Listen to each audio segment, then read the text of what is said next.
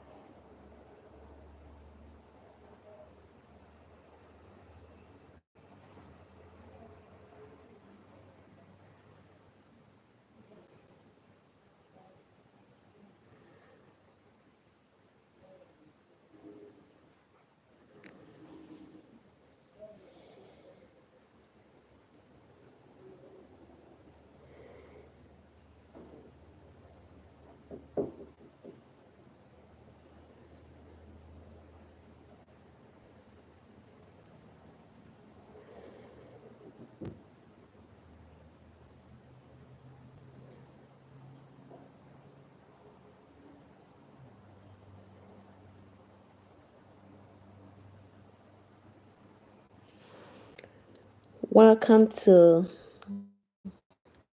our live video today. We're reading from Genesis chapter 12. God told Abram, leave your country, your family, and your father's home for a land that I will show you. I will make you a great nation and bless you. I will make you famous. You will be a blessing. I'll bless those who bless you.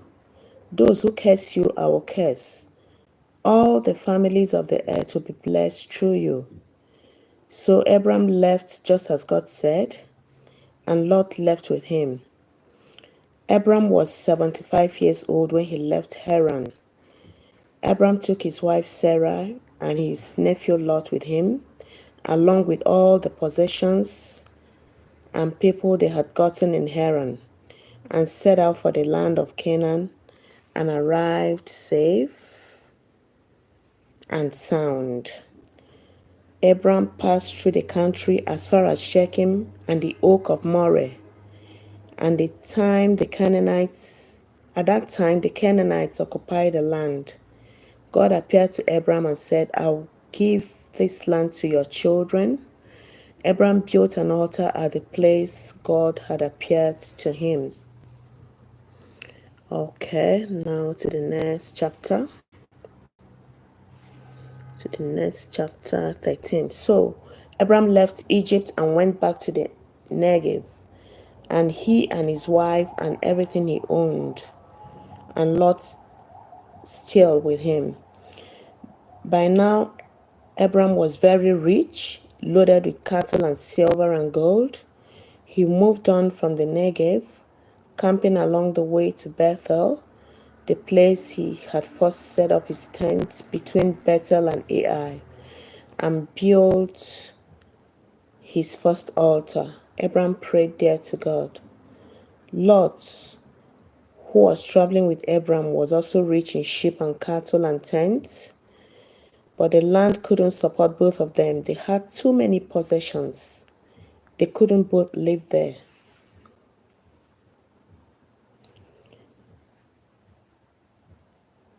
Quarrels broke out between Abram's shepherds and Lot's shepherds. The Canaanites and Perizzites were also living on the land at the time. Abram said to Lot, let's not have fighting between us, between your shepherds and my shepherds. After all, we are family. Look around. Isn't there plenty of land out there? Let's separate. If you go left, I'll go right. If you go right, I'll go left. Lot looked. He saw the whole plain of the Jordan spread out, well watered. This was before God destroyed Sodom and Gomorrah, like God's garden, like Egypt, and stretching all the way to Zoar. Lot took the whole plain of the Jordan. Lot set out to the east. That's how they came to part company, uncle and nephew. Abram settled in Canaan. Lot settled in the cities of the plain and pitched his tent near Sodom. The people of Sodom were evil, flagrant sinners against God. After Lot separated from him, God said to Abram, "Open your eyes, look around, look north, south, east, and west. Everything you see, the whole land spread out before you, I will give to you and your children forever. I'll make your descendants like dust. Counting your descendants will be as impossible as counting the dust of the earth." So, on your feet, get moving. Walk through the country, its length and breadth. I'm giving it all to you. Abram moved his tent. He went and settled by the oaks of Mamre in Hebron. There he built an altar to God. I'm actually reading from the Message translation. It's a translation I love so much. Chapter 14 said, "Then this Amraphel, king of Shinar, Arioch, king of Elasar, Kedaloma, king of Elam, and Tidal, king of Goim, went off to war to fight Bera, king of Sodom, Besha, king of Gomorrah, Shinab, king of Admah, Shemeba, king of Zeboim, and the king of Bela, that is Zoar." This second group of kings, the attacked, came together at the valley of Siddim, that is the South Sea. They had been under the thumb of Kedaloma for 12 years. In the 13th year, they revolted. In the 14th year, Kedaloma and the kings allied with him set out and defeated the Rephaim in Ashtaroth, Canaan, the Zuzim in Ham, the Emim in Sheven, and Keratime. Anas, the Horites in their hill country of Seir, as far as El Paran on the far edge of the desert.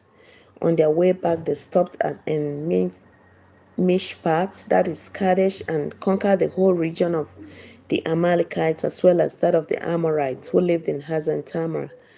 That's when the king of Sodom marched out with the king of Gomorrah, the king of Admah, the king of Zeboim, the king of Bela, that is Zoar. They drew up in battle formation against the enemies in the valley of Siddim, against Kedaloma, king of Elam, Tidal, king of Goim, Amraphel, king of Shinar, and Ariel, king of Elasar, 4 kings against 5. The valley of Siddim was full of tar pits. When the kings of Sodom and Gomorrah fled, they fell to the tar pits, but the rest escaped into the mountains. The 4 kings captured all the possessions of Sodom and Gomorrah, all their food and equipment, and went on their way. They captured Lot, Abram's nephew, who was living in Sodom at the time, taking everything he owned with them. A fugitive came and reported to Abram the Hebrew. Abram was living at the oaks of Mamre, the Amorite brother of Eshcol and Anna. They were allies of Abram. When Abram heard that his nephew had been taken prisoner, he lined up his servants, all of them born in his household. There were 318 of them, and chased after the captors all the way to Dan. Abram and his men split into small groups and attacked by night. They chased them as far as Hobah, just north of Damascus. They recovered all the plunder along with nephew Lot and his possessions, including the women and the people. After Abram returned from defeating Kedaloma and his allied kings, the king of Sodom came out to greet him in the valley of Sheva, the king's valley. Melchizedek, king of Salem, brought out bread and wine. He was priest of the high God, and blessed him. "Blessed be Abram by the high God, creator of heaven and earth, and blessed be the high God who handed your enemies over to you." Abram gave him tenth of all the recovered plunder. The king of Sodom said to Abram, "Give me back the people, but keep all the plunder to yourself." But Abram took told the king of Sodom, I swear to God, the high God, creator of heaven and earth, this solemn oath, that I will take nothing from you, not so much as a thread of a shoestring. I'm not going to give you, to have you go around saying, I made Abraham rich. Nothing for me other than what the young man ate and the share of the men who went with me, Anna, Eshcol, and Mamre. They are to get their share of the plunder. Okay, now to chapter 15. After all these things, the word of God came to Abraham in a vision. Don't be afraid, Abraham. I'm your shield. Your reward will be grand. Abraham said, God, Master, what use are your gifts as long as I'm childless? And Eliezer of Damascus is going to inherit everything. Abraham continued, see, you've given me no children, and now a mere house servant is going to get it all. Then God's message came, don't worry, he won't be your heir. A son from your body will be your heir. Then he took him outside and said, look at the sky, count the stars. Can you count your descendants? You're going to have a big family, Abraham. And he believed God. God declared him set right with God. God continued, I'm the same God who brought you from Ur of the Chaldees and gave you this land to own. Abram said, Master God, how am I to know this, that it will be all mine? God said, bring me a heifer, a goat, and a ram, each 3 years old, and a dove and a young pigeon. He brought all these animals to him, split them down the middle, and laid the halves opposite each other, but he didn't split the birds. Vultures swooped down on the carcasses, but Abraham scared them off. As the sun went down, a deep sleep overcame Abraham, and then a sense of dread, dark and heavy. God said to Abraham, know this, your descendants will live as outsiders in a land not theirs. They will be enslaved and beaten down for 400 years. Then I will punish their slave masters. Your offspring will march out of there loaded with plunder. But not you. You will have a long and full life and die a good and peaceful death. Not until the fourth generation will your descendants return here. Sin is still thriving. Sin is still a thriving business among the Amorites. When the sun was down and it was dark, a smoking firepot and a flaming torch moved between the split carcasses. That's when God made a covenant with Abraham.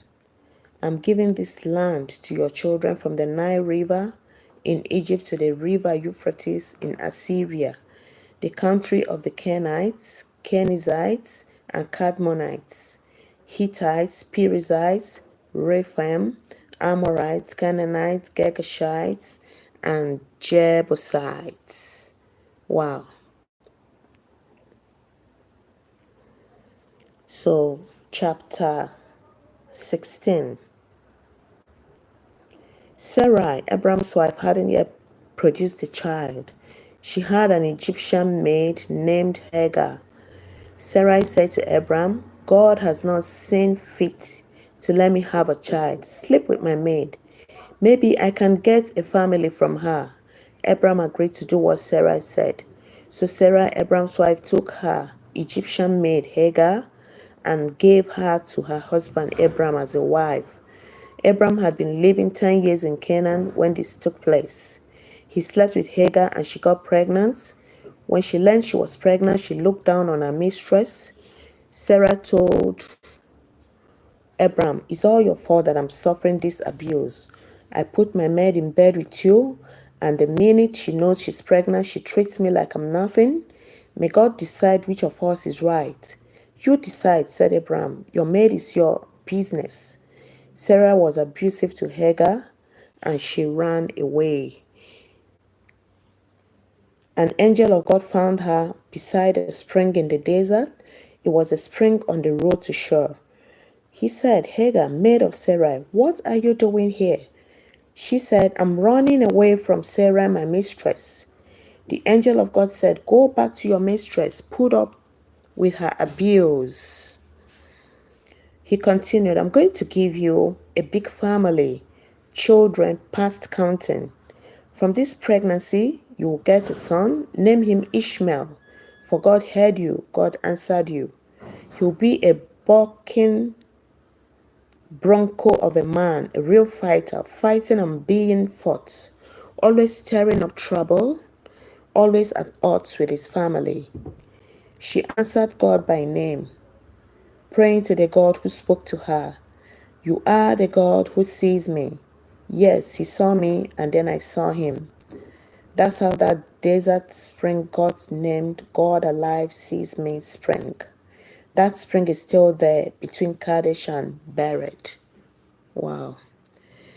Hagar gave Abram a son. Abram named him Ishmael. Abram was 86 years old when Hagar gave him his son Ishmael.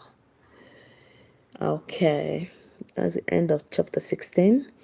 Now, chapter 17. When Abram was 99 years old, God showed up and said to him, I'm the strong God. Live entirely before me. Live to the hilt. I'll make a covenant between us and I will give you a huge family. Overwhelmed, Abram fell flat on his face. Then God said to him, this is my covenant with you. You will be the father of many nations. Your name will no longer be Abram, but Abraham, meaning that I'm making you the father of many nations. I'll make you a father of fathers.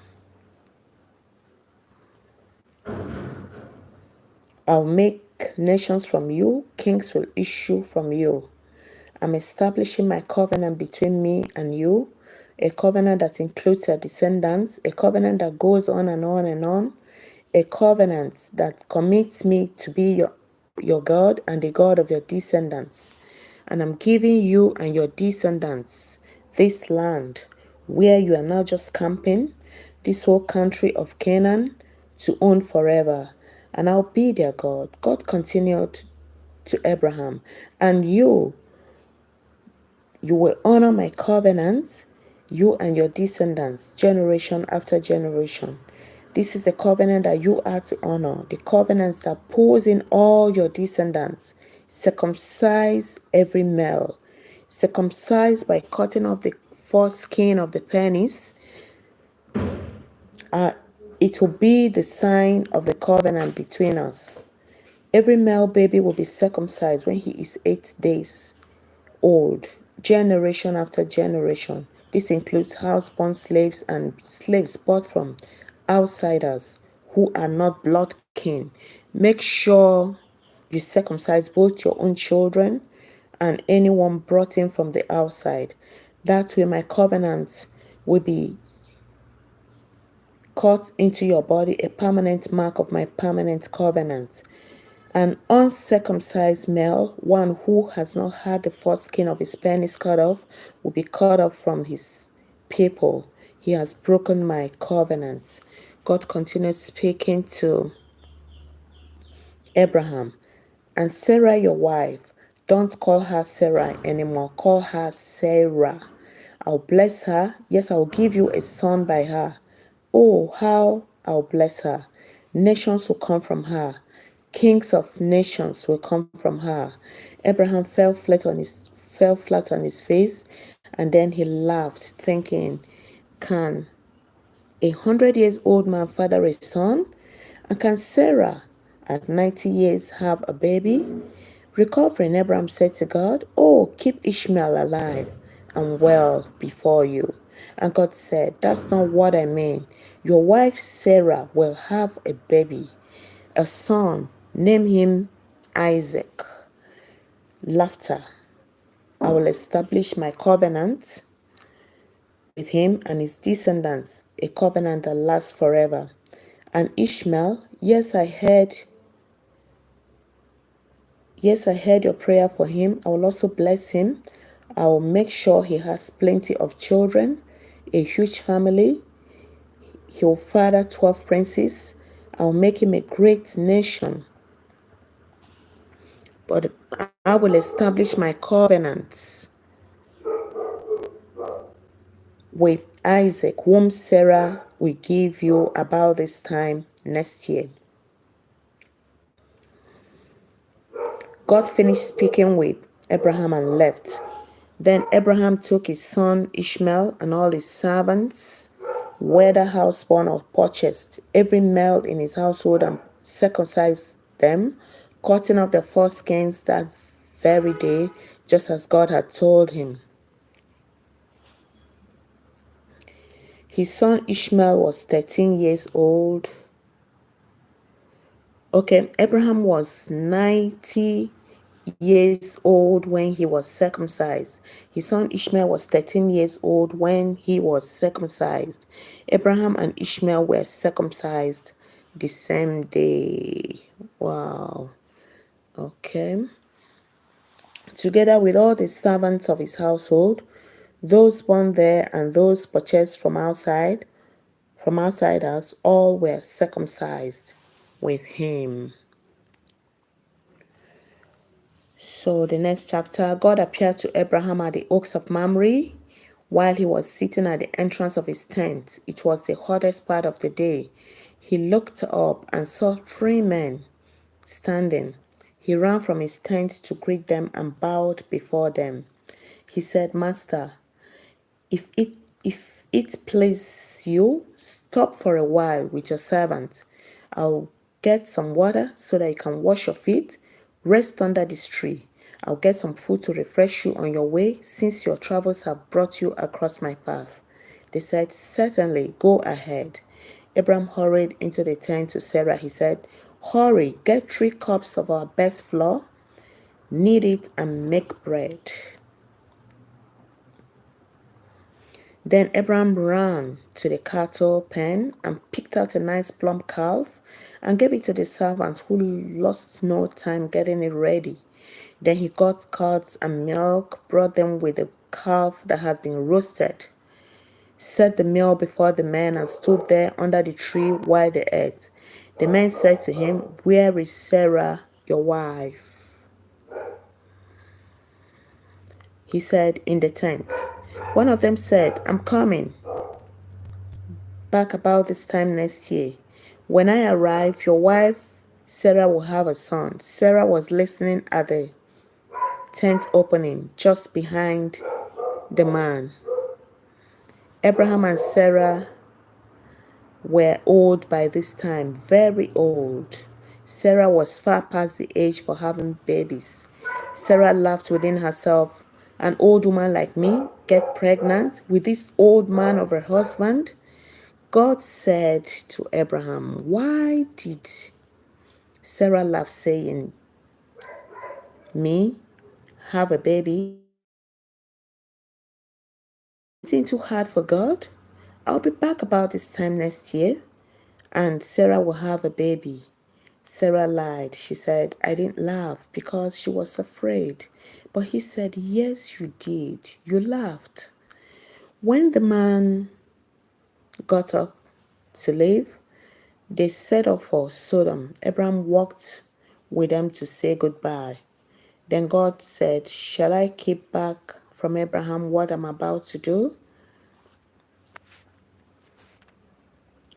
Abraham is going to become a large and strong nation. All the nations of the world are going to find themselves blessed through him.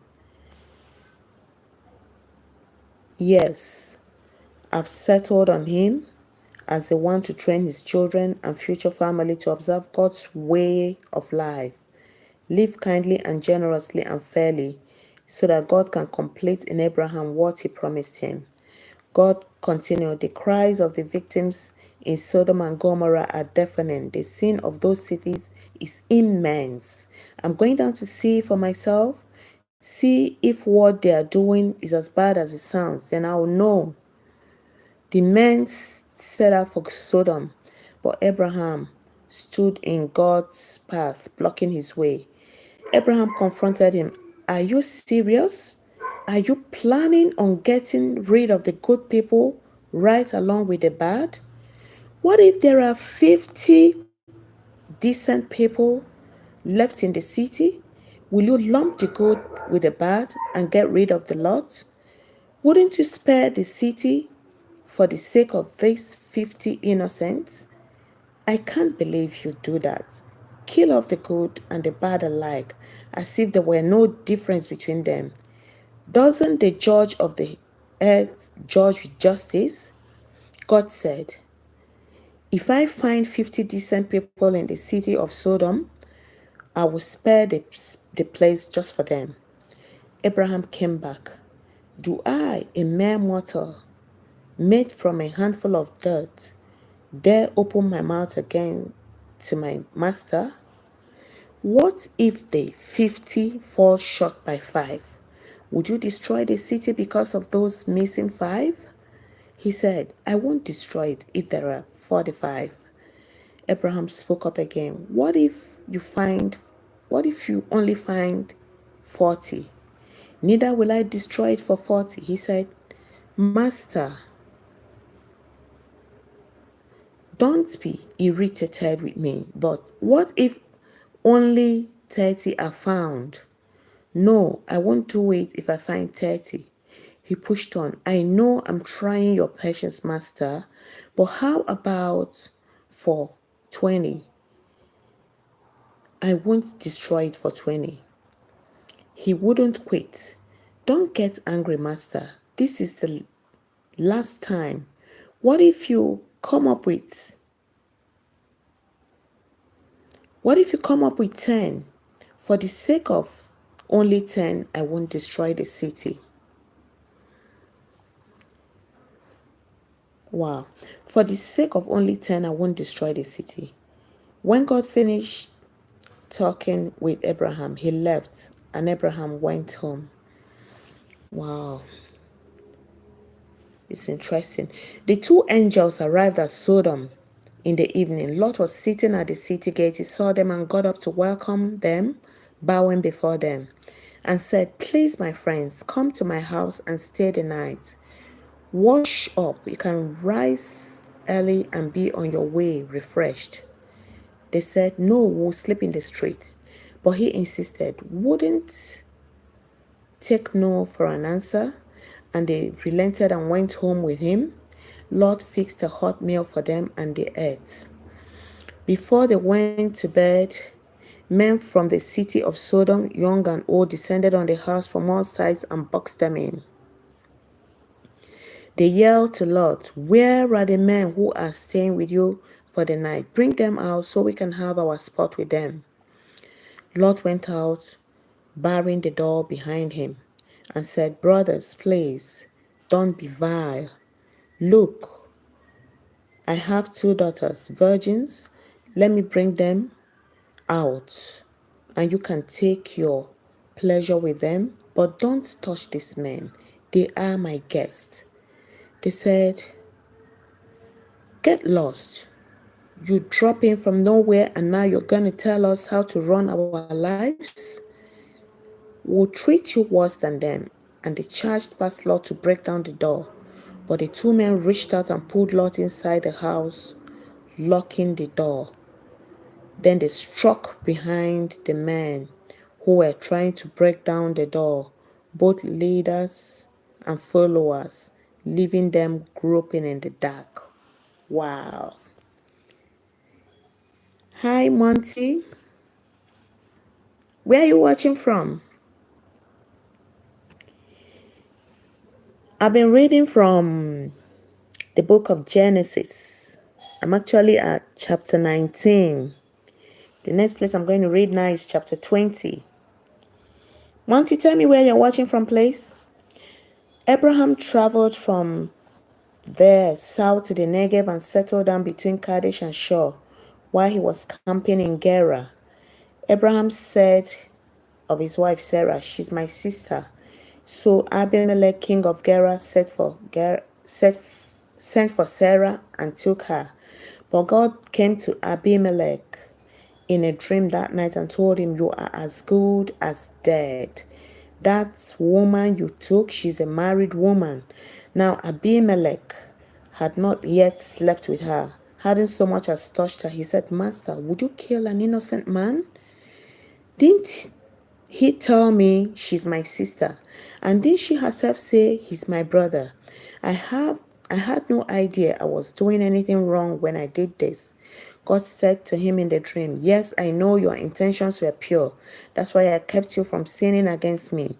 I was the one who kept you from going to bed with her. So now give the man's wife back to him. He's a prophet and he will pray for you. Pray for your life. If you don't give her back, know that it's certain death both for you and everyone in your family. Abimelech was up first thing in the morning. He called all his house servants together and told them the whole story. They were shocked. Then Abimelech called in Abraham and said, what have you done to us? What have I ever done to you that you would bring on me and my kingdom this huge offense? What you've done to me ought never to have been done. Abimelech went on to Abraham, whatever were you thinking of when you did this thing? Abraham said, I just assumed that there was no fear of God in this place and that they will kill me to get my wife. Besides, the truth is that she is my half sister. She's my father's daughter, but not my mother's.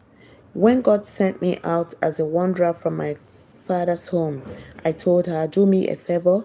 Wherever we go, tell people that I'm your brother. Then Abimelech gave Sarah back to Abraham, and along with her sent sheep and cattle and servants, both male and females. He said, my land is open to you. Live wherever you wish. And to Sarah, he said, I've given your brother 1,000 pieces of silver. That clears you of even a shadow of suspicion before the eyes of the world. You are vindicated. Then Abraham prayed to God, and God healed Abimelech, his wife, and his maidservant, and they started having babies again. For God had for where am I reading now?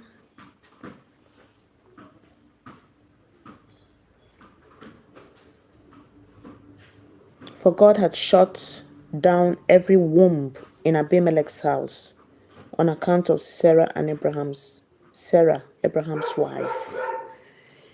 Thank you. Thank you for stopping by. We end it here today. See you next time.